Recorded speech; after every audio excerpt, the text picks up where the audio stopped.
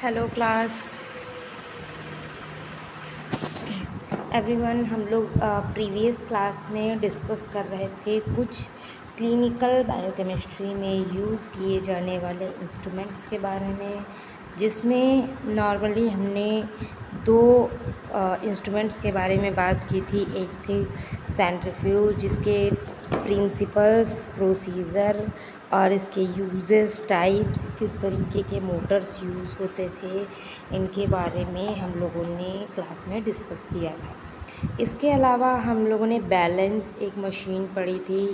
Balance क्या होता था, जिससे हम मेज़रमेंट करते थे स्मॉलर क्वांटिटी के सब्सटेंसेस के बारे में।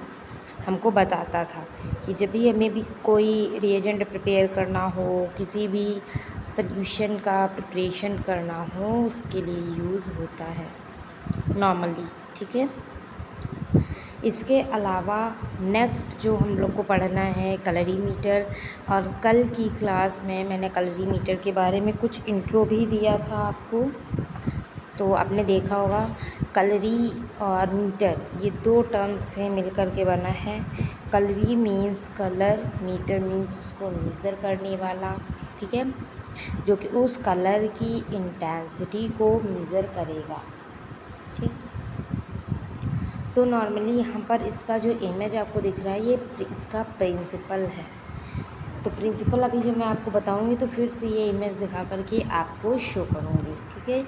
कैलोरीमीटर क्या है? एक ऑप्टिकल लैबोरेटरी इंस्ट्रूमेंट है जो कि किसी भी सॉल्यूशन की कंसंट्रेशन को बताता है कि क्या उसकी कंसंट्रेशन है, क्योंकि कंसंट्रेशन के बिहाफ पर ही हम ये डिसाइड करते हैं कि उस सॉल्यूशन में किसी भी चीज़ का अमाउंट कितना है।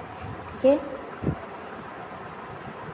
तो नॉर्मली जो भी हम चीज़ें अब्जॉर्बेंट्स या जो भी चीज़ें देखते हैं वो डायरेक्टली हमारे रिलेटेड होती हैं उस सब्सटेंस के टेस्ट के रिगार्डिंग। तो अगर एक कॉमनली यूज्ड होने वाला जो इंस्ट्रूमेंट है ये ना हो, तो इसकी वजह से हम किसी भी सब्सटेंस की, किसी भी सॉल्यूशन की एब्जॉर्बेंस को मेज़र नहीं कर पाएंगे। तो इसके लिए एक बहुत ही ज़्यादा एसेंशियल है। अब कौन कौन से सब्सटेंसेस का हम इसके अंदर मेज़रमेंट करते हैं? तो normally most of the substances का हम इसके अंदर में मेज़रमेंट करते हैं, जैसे glucose, urea, creatinine, proteins, bilirubin, cholesterol, या जितने भी पैरामीटर्स यूज़ होते हैं बायोकेमिस्ट्री के अंदर, वो किसी भी फ्लूइड में हो, किसी भी सॉल्यूशन में हो, चाहे वो चीज़ नॉर्मली सीरम हो, चाहे वो यूरिन हो, उसका मेज़रमेंट हम कैलोरीमेट्री के अकॉर्डिंग की हेल्प से करते हैं। ठीक है। तो ये एक फोटोमेट्रिक या फोटो इलेक्ट्रिक इंस्ट्रूमेंट है, यानी एक फ़ोटो का मतलब होता है लाइट, फ़ोटो का मतलब होता है लाइट। तो लाइट के हेल्प से ये कलर की इंटेंसिटी को मेज़र करता है। ठीक है। जितनी जो लाइट है वो उस सॉल्यूशन के थ्रू में एब्ज़ॉर्ब कर ली जाएगी, वही उसकी एब्ज़ॉर्बेंस है, और उसी की हेल्प से हम लोग रिज़ल्ट निकालते हैं। ठीक है। अब यहाँ पर आप इसकी इमेज देखेंगे। जैसे मान लीजिए हमें किसी भी सॉल्यूशन की किसी भी सैंपल में, फॉर एग्ज़ाम्पल हम ग्लूकोज़ का एग्ज़ाम्पल लेते हैं। ग्लूकोज़ को मेज़र करने के तमाम कई सारे मेथड्स होते हैं, अभी मैंने आपको बताया नहीं है। एक एक करके जब हम टेस्ट के बारे में पढ़ेंगे, क्योंकि क्लिनिकल बायोकेमिस्ट्री में ही ये सारी चीज़ें आएंगी, तो जब हम एक एक टेस्ट पढ़ेंगे तो मैं वहाँ पर आपको बताऊँगी। ठीक है। अब यहाँ पर जो प्रोसीजर फॉलो किया जा रहा है कि मान लीजिए एक सैंपल होल्डर है, आपको लिखा हुआ दिख रहा होगा क्यूवेट। इस सैंपल होल्डर में हमने डाल दिया है सैंपल सीरम का, किसी भी पेशेंट के सीरम को हमने जिसका मेज़र करना है डाला। अब मान लीजिए हमें ग्लूकोज़ का मेज़रमेंट करना है, तो ये कैसे काम करेगा? नॉर्मली एक लाइट सोर्स जनरेट होगा। ठीक है। लाइट सोर्स कंडेंसर एक लगा हुआ है। लाइट सोर्स में सारे के सारे कलर्स होते हैं, ठीक है। किसी भी कोई भी एक लाइट होती है, उसके 7 कलर्स होते हैं, चाहे वो सनलाइट ही क्यों ना हो। सनलाइट के भी 7 कलर्स होते हैं, आपको पता है। तो यहाँ पर जो लाइट है, पहली चीज़ तो एक कंडेंसर लगा होगा जो उस लाइट को कंडेंस करके एक जगह पर कर देगा, ठीक है, एक जगह पर कर देगा। उसके बाद यहाँ पर एक प्रिज्म लगाएंगे। प्रिज्म क्या करेगा कि उस आने वाली लाइट को कन्वर्ट कर देगा एक स्पेसिफिक इंटेंसिटी की लाइट में, ठीक है, एक स्पेसिफिक इंटेंसिटी की लाइट में कन्वर्ट कर देगा कि उसके नॉर्मल वाइट कलर की लाइट 7 कलर्स में अलग अलग डिवाइड हो जाएगी, ठीक है। अब उसके बाद हम एक स्लिट लगा देंगे। ऐसी स्लिट लगाएंगे जो, क्योंकि जब हम फ़िल्टर उसमें डिसाइड करेंगे ना, कलरीमीटर में जब भी हम फ़िल्टर डिसाइड करेंगे तो उस स्पेसिफिक वेवलेंथ पे वो फ़िल्टर काम करेगा, जिसकी वजह से वो उस स्लिट की हेल्प से सिर्फ एक ही इंटेंसिटी की लाइट को जाने देगा, बाकियों को रोक देगा। आप यहाँ इमेज में देख रहे होंगे, वो सिर्फ येलो लाइट को पास होने दे रहा है, बाकियों को वो रोके हुए है। इसका क्या मतलब है? इसका मतलब है कि सिर्फ एक इंटेंसिटी की लाइट जब जाएगी तो हम उसको मेज़र कर लेंगे और उसकी एब्जॉर्बेंस को देखेंगे। तो यहाँ पर स्लिट वो कोई भी हो सकती है, वो पर्पल कलर को जाने दे, वो ग्रीन कलर को, ये ऑरेंज, रेड, किसी भी एक कलर को वो जाने देती है। ये डिपेंड करता है कि हमने कौन सा फ़िल्टर चूज़ किया है। अब वो जो इंटेंसिटी ऑफ द लाइट है वो पड़ेगी क्यूवेट पे, एक ऐसी क्यूवेट जिसका हम जिसके अंदर हमने सैंपल भर करके रखा है, ठीक है। अब जब ये लाइट इसमें से गुजरेगी तो आप देख रहे हैं कि लाइट थोड़ी सी हल्की हो गई। इधर से जब I0 जो लाइट जा रही है वो थोड़ा डार्क कलर में है, और जो दूसरी उधर से पास हो रही है वो काफ़ी ज़्यादा लाइट कलर में आपको शो हो रही। इसका क्या मतलब है? इसका मतलब ये है कि इसने क्या किया है कि थोड़ी सी लाइट को इसने एब्ज़ॉर्ब कर लिया है, अपने अंदर एब्ज़ॉर्ब कर लिया है। अब उसी एब्ज़ॉर्बेंस को हमें यहाँ पर देखना होता है, उसी एग्जैक्टली उसी सेम एब्ज़ॉर्बेंस को हमें देखना है, ठीक है। उसके बाद नेक्स्ट होता है डिटेक्टर। अब जितनी लाइट आई है, मान लीजिए 100% लाइट वहाँ से चली है स्लिट के थ्रू, सैंपल ने मान लीजिए 20% लाइट एब्ज़ॉर्ब कर ली है, एब्ज़ॉर्बेंस उसकी 20% है, तो डिटेक्टर पे कितनी लाइट पड़ेगी? 80%। तो हमें पता, जब 80% लाइट पड़ेगी तो हमें पता चल जाएगा कि उस सैंपल के थ्रू 20% लाइट एब्ज़ॉर्ब कर ली गई है। अब 20% जो लाइट एब्ज़ॉर्ब हुई है उसी की एब्ज़ॉर्बेंस हमको निकालनी होती है, और फार्मूला में रख करके हम किसी भी चीज़ का कंसंट्रेशन निकाल लेते हैं, ठीक है। चाहे वो ग्लूकोज हो, चाहे यूरिया हो, क्रेटिनिन हो, यूरिक एसिड हो, कोई भी चीज़ हो, उसका डिटेक्टर हम इसी के थ्रू करते हैं। अब इसी के मॉडिफिकेशन से बहुत सारी मशीनें बनती हैं, स्पेक्ट्रोफोटोमीटर, फ्लेम फोटोमीटर, और जो आजकल यूज़ हो रहे हैं semi and fully automated machines, वो सभी मशीन्स इन्हीं सब प्रिंसिपल पर काम करती हैं। या तो स्पेक्ट्रोफोटोमीटर पे काम करेंगी, या तो कलरीमीटर पे काम करेंगी, या तो जो फ्लेम फोटोमेट्री इस पे काम करेंगी, ठीक है। तो ये इसका प्रिंसिपल मैंने आपको बताया है। अब इसी सेम प्रिंसिपल को जिसने दिया है उनके नाम पे इसका नाम रखा गया है, यहाँ पर आप देख सकेंगे। इसका जो प्रिंसिपल है वो डिपेंड करता है बीयर एंड लैम्बर्ट्स लॉ पर, ठीक है। वो किस पे डिपेंड करेगा? Beer and Lambert's law. इन्होंने क्या बताया था, बीयर ने क्या बताया था, क्या लैम्बर्ट्स ने बताया था, इसके बारे में जानेंगे, और यही इसका प्रिंसिपल है। इन्होंने बताया कि अगर किसी लाइट की जो एब्जॉर्बेंस है, ठीक है, वो उसके कंसंट्रेशन के डायरेक्टली प्रोपोर्शनल है, यानी जितना उसका ज़्यादा कंसंट्रेशन होगा उतनी ही ज़्यादा एब्जॉर्बेंस उसकी दिखाई देगी।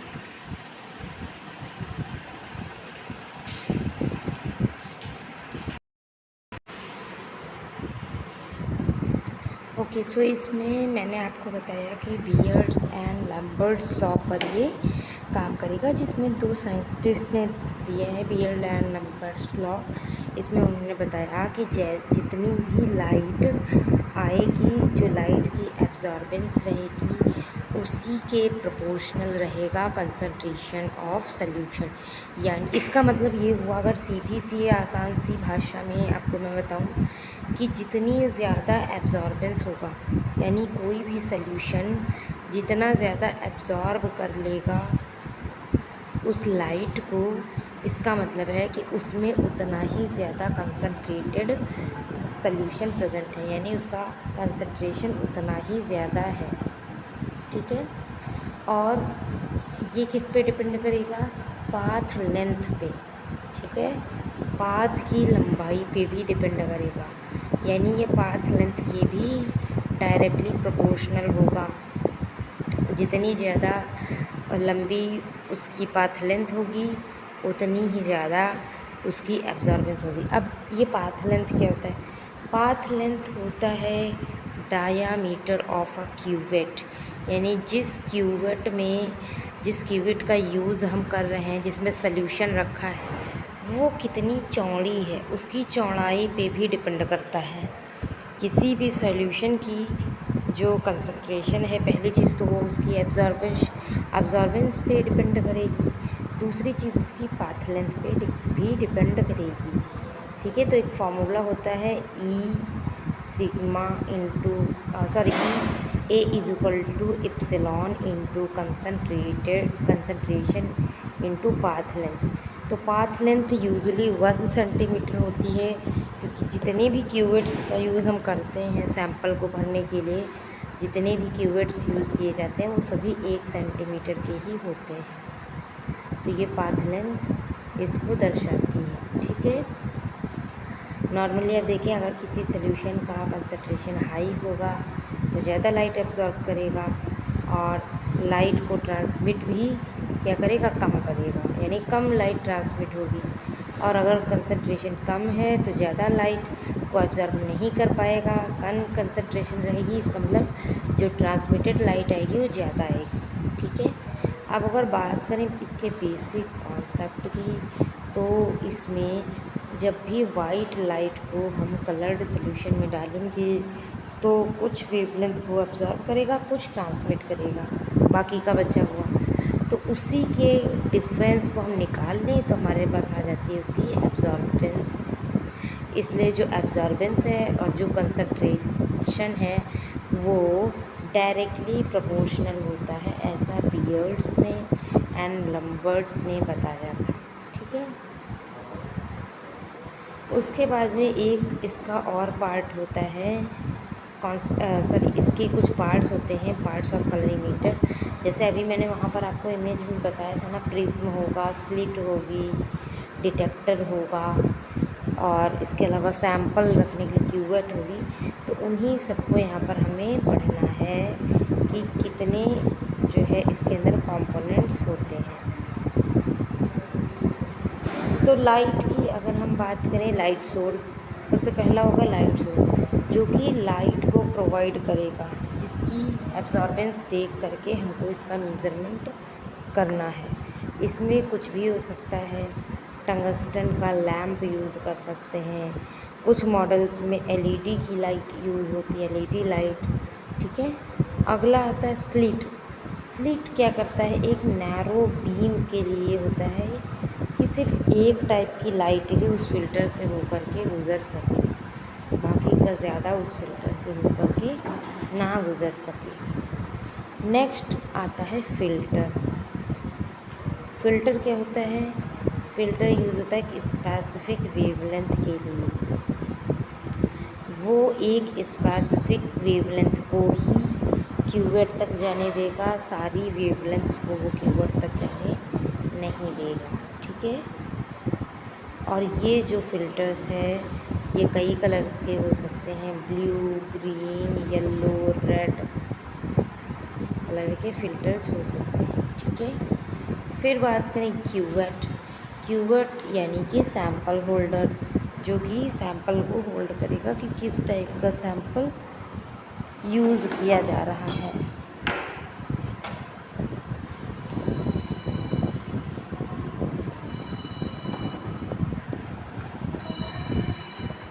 उसके बाद में आता है हाँ, जो क्यूवेट है वो ब्लैंक को, स्टैंडर्ड को और टेस्ट के सैंपल यानी जो सीरम होगा जिसका हमें टेस्ट करना है उसको होल्ड करेगा। ये ग्लास का या प्लास्टिक का बना हुआ हो सकता है। उसके बाद आता है आपका फ़ोटो डिटेक्टर। फ़ोटो डिटेक्टर यानी कि जो एक ऐसी मशीन होती है जितनी भी ट्रांसमिटेड लाइट आएगी उसको वो इलेक्ट्रिकल सिग्नल में कन्वर्ट कर देगा। ट्रांसमिटेड लाइट को इलेक्ट्रिकल सिग्नल में कन्वर्ट करेगा, जिसकी वजह से हमें उस स्क्रीन पर दिख पाएगा कि हाँ इसकी एब्जॉर्बेंस कितनी है। उसके बाद में बात करें एम्पलीफायर, इसमें एक यूज़ होता है। एम्पलीफायर क्या करता है, उस इलेक्ट्रिकल सिग्नल को जिसको डिटेक्ट कर रहा है फ़ोटो डिटेक्टर, उस लेंथ को क्या करता है, ये स्ट्रेंथ प्रोवाइड करता है, यानी और ज़्यादा एम्पलीफाई कर देता है। उसके बाद डिस्प्ले बोर्ड होता है स्क्रीन की तरह से, जहाँ पर हमें उसकी एब्जॉर्बेंस दिख जाएगी, ट्रांसमिटेंस दिख जाएगी कि कितनी लाइट ट्रांसमिट हुई, कितनी एब्जॉर्ब हुई और कंसंट्रेशन भी दिख जाएगी। तो ये नॉर्मली काम करता है, ये इतने पार्ट्स इसके होते हैं। उसके बाद में हम लोग जानेंगे इसके वर्किंग प्रिंसिपल के बारे में।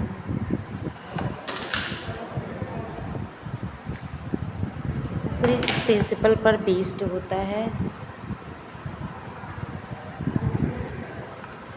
तो इसके लिए यूज़ होता है प्रिंसिपल, उसकी बात करेंगे हम लोग। लेकिन इसके पहले मैं आपसे कुछ एक इम्पॉर्टेंट इन्फॉर्मेशन आपको मैं देना चाहती हूँ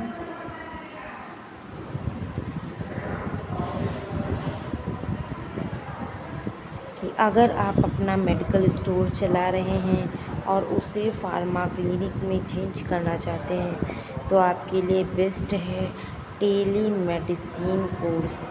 इसमें आपको बताया जाएगा कैसे आप अपने मेडिकल स्टोर को कॉरपोरेट मेडिकल स्टोर से बेहतर कर सकते हैं और एक हेल्थ केयर का इकोसिस्टम डेवलप कर सकते हैं।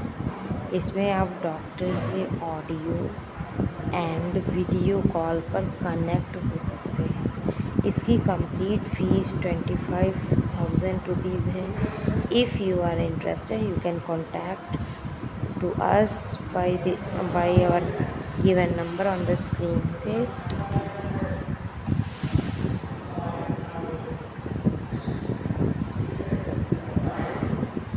ओके क्लास, तो हम लोग बात करते हैं वर्किंग प्रिंसिपल का, कैसे आप स्टेप बाय स्टेप इसका काम करेंगे, इस पर आप मीज़र करेंगे लाइट को। तो नॉर्मली आप सबसे पहले क्या करेंगे कि कलरीमीटर का आपको स्विच स्टार्ट करना है ना, वार्म होने के लिए थोड़ा छोड़ेंगे। फिर एक एप्रोप्रिएट फ़िल्टर का यूज़ करेंगे, क्योंकि हर एक टेस्ट पे हमें पता होता है कि हमें कौन सा फ़िल्टर यूज़ करना है नॉर्मली। ठीक है, green filter, purple filter, blue filter, yellow filter, red filter हम सेलेक्ट करेंगे। फिर हम एक ब्लैंक सोल्यूशन को रख करके इंस्ट्रूमेंट को 0 पर सेट कर देंगे। ब्लैंक में आप नॉर्मल जो डिस्टिल वाटर भर के रखते हो। ठीक है, उसके बाद में स्टैंडर्ड जो कि हमें टेस्ट किट के साथ में मिलता है, स्टैंडर्ड की रिकॉर्डिंग कर लेंगे कि स्टैंडर्ड सोल्यूशन का मेज़रमेंट कितना है। उसके बाद जो हमारी टेस्ट सैंपल है, यानी जिसमें हमने सीरम एंड रिएजेंट मिला करके रखा हुआ है, उसका मेज़रमेंट करेंगे। ठीक है, फिर उस सैंपल से लाइट होकर के गुजरेगी, हर एक की इंटेंसिटी को हम मेज़र करेंगे। फिर इंस्ट्रूमेंट क्या करेगा, उसके जो स्टैंडर्ड के मेज़रमेंट है एंड जो टेस्ट सैंपल के मेज़रमेंट है, इनकी एब्जॉर्बेंस को देख लेंगे और कंसंट्रेशन को पता कर लेंगे। ठीक है, ऑप्टिकल पाथ आपको दिया गया है। सबसे पहले लाइट सोर्स, फिर स्लिट, फिर filter, cuvette, photodetector and amplifier. उसके बाद डिस्प्ले पर आपको दिखेगा।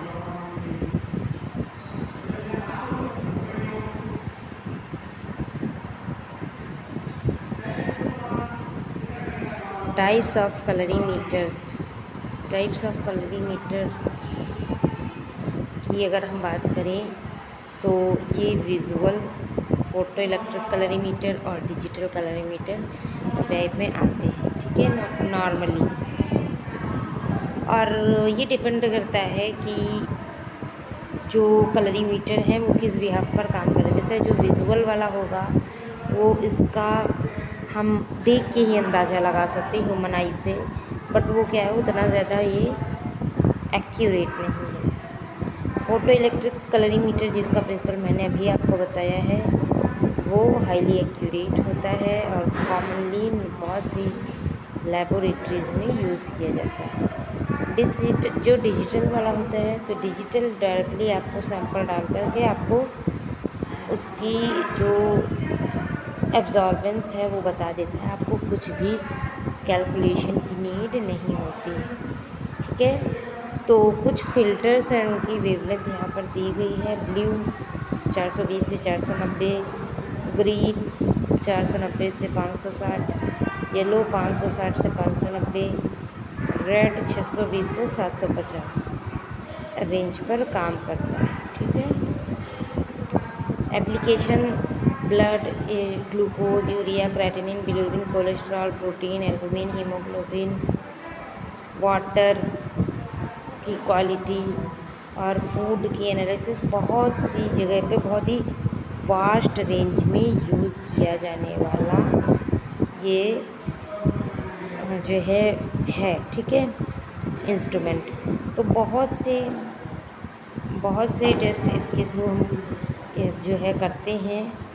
एडवांटेजेस इसके होते हैं कि ये सिंपल है, ज़्यादा खर्चीला भी नहीं है, रैपिड एनालिसिस भी करता है, रूटीन एंड क्लिनिकल लेबोरेटरीज़ के लिए भी सूटेबल है। ठीक है, और विजिबल लाइट एसेस पे रिलाई करता है। इसमें विजिबल लाइट्स को देख सकते हैं। ठीक है, नॉर्मली। अच्छा, अब इसकी डिसएडवांटेज भी देखें कि किसके डिसएडवांटेज पढ़ेंगे, तो हम अगला जो हमारा स्पेक्ट्रोफोटोमीटर है, फ्लेम फोटोमीटर है, उनके बारे में जानेंगे, क्योंकि इसमें कुछ कमियां हैं तभी तो उनका डेवलपमेंट हुआ है। इसमें क्या है, कलर्ड सोल्यूशन देख सकते, मेजर कर सकते हैं, बिना कलर वाला नहीं देख सकते। स्पेक्ट्रोफोटोमीटर के कंपैरिजन में कम सेंसिटिव है। ठीक है, मोनोक्रोमेटर है, एक टाइम पर एक ही कलर की वेवलेंथ देख करके बता सकता है और इसकी वेवलेंथ भी ज़्यादा प्रिसाइज नहीं है। ये यूवी रेज़ को नहीं डिटेक्ट कर सकता और ना ही ये इंफ्रारेड को डिटेक्ट कर सकता है। कुछ प्रिकॉशंस दिए गए हैं कि हमेशा क्लीन ड्राई रखो इसको, जो क्यूवेट्स हैं उनको भी। ठीक है, क्यूवेट पे ज़्यादा फिंगरप्रिंट्स वगैरह नहीं होने चाहिए, क्योंकि उससे भी उसकी एब्जॉर्बेंस में इधर उधर हो जाएगा। बबल नहीं होने चाहिए, फ़िल्टर करेक्ट होना चाहिए। ठीक है, इंस्ट्रूमेंट एकदम क्लीन होना चाहिए, ये सारी चीज़ें। बात करें इसके मेंटेनेंस की, तो क्यूवेट्स, लैम्प, हर एक चीज़ जो है अच्छे से होनी चाहिए, क्योंकि देखो कभी कभी लैम्प फेड हो जाता है, उसका कलर स्लो हो जाएगा, तब भी ढंग से नहीं दिखेगा। ठीक है, सोर्स ऑफ एरर,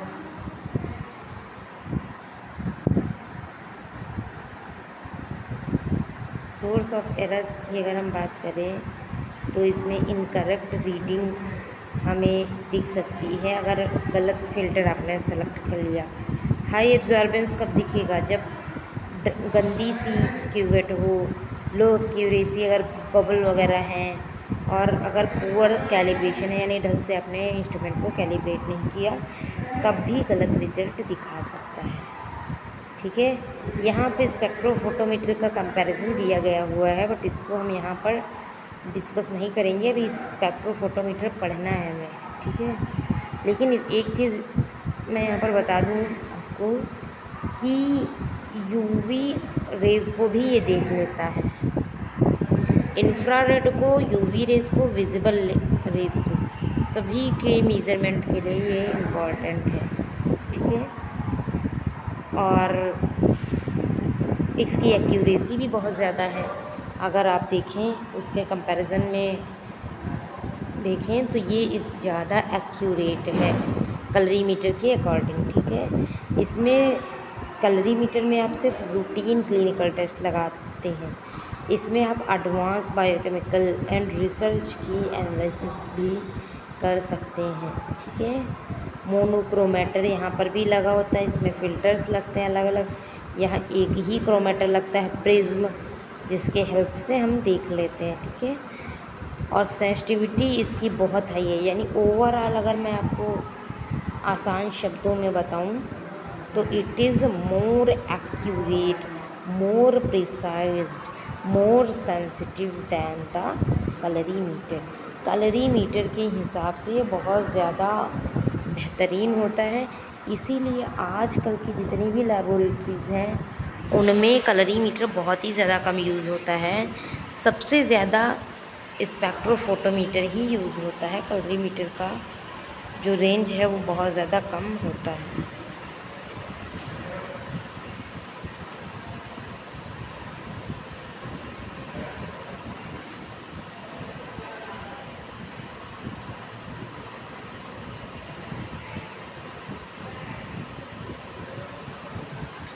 तो it is all about colorimeter हमने पढ़ा है। नेक्स्ट हम लोग को पढ़ना है स्पेक्ट्रोफोटोमीटर। स्पेक्ट्रोफोटोमीटर के बारे में हम लोग अपनी अगली क्लास में पढ़ेंगे। तो आज की क्लास को यहीं तक रखते हैं। Okay, thank you class.